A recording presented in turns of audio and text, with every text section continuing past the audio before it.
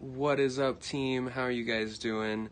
We are, if you can see, finally getting some books back in. The carpet that we had to rip out there, we're getting it back together, so that's the most important part. But what we want to talk about right now is, while it may look like I'm sitting here updating a video for you guys, I'm actually updating my inventory, and I'm not using any paid programs or software. I'm not using anything that takes a subscription other than Amazon itself. So what we're going to do is we're going to take a look at how to set up, how to find the automatic repricer that Seller Central offers you guys for free.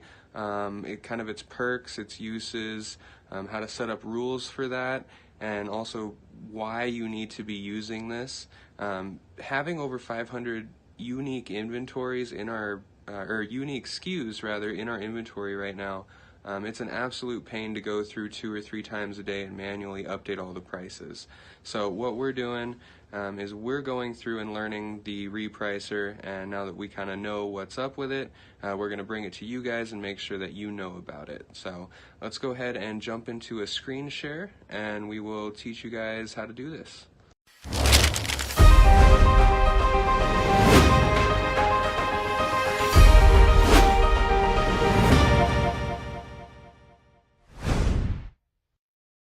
Okay, so not going to waste any of you guys' time. We're going to hop right into it here. This is the desktop Seller Central here for Amazon, so this will be exactly what you guys are looking at when you hop onto your dashboard. What we're looking at is the pricing dropdown, so it'll be catalog inventory pricing. That'll be your third option there, and you're going to go down to automate pricing. Now, there's a lot of software out there that will do this for you and will do it a lot more, I don't know if I want to say more accurately, but there is software that does have more perks to it, and you can pay for some of those extra perks. So the first thing is the pricing rules. Now, you name your rules, and this is the lowest price competitive. So we currently only have 107 SKUs as we're working through setting the parameters for each and every SKU, as you do have to individually do for each SKU. We have a little over 500 unique SKUs on Amazon, so we're working our way through that. Now, the rule summary here, we're wanting to stay 1 penny below the lowest price on all offers for the same ASIN and condition. So we are competing only with the same ASIN and condition on this rule.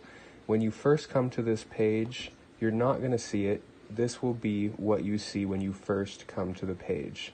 You're going to select the rule, and for this one we're doing competitive lowest price, and we'll just give it a name here, competitive lowest price, and you will then proceed to marketplace selection. Now, we do sell on all 3 of these international marketplaces, so we do sell on Amazon.com US, Amazon Canada, and Amazon Mexico.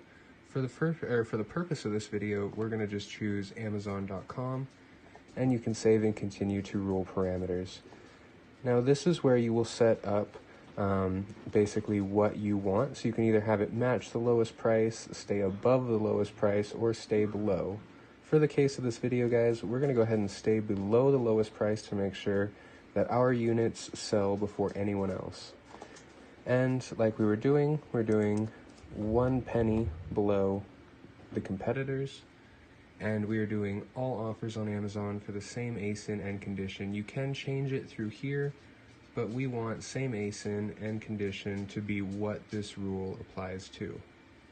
Do you also want to compare with prices that are off Amazon?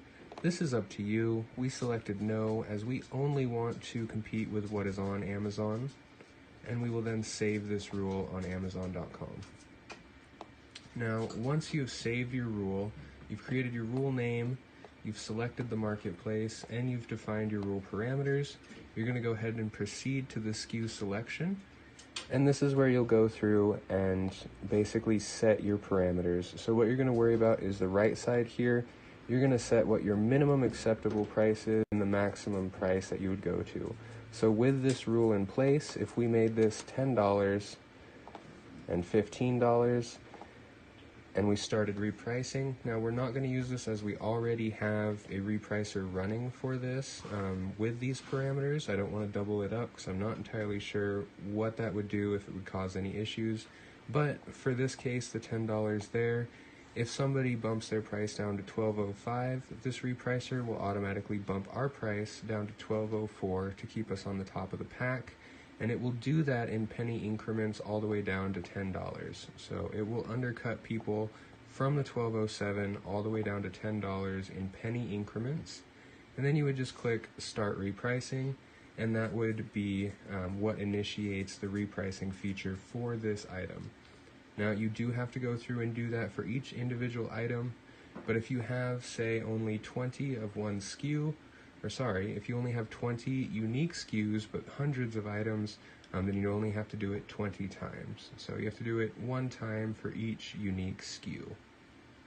And of course, each book will be its own unique SKU.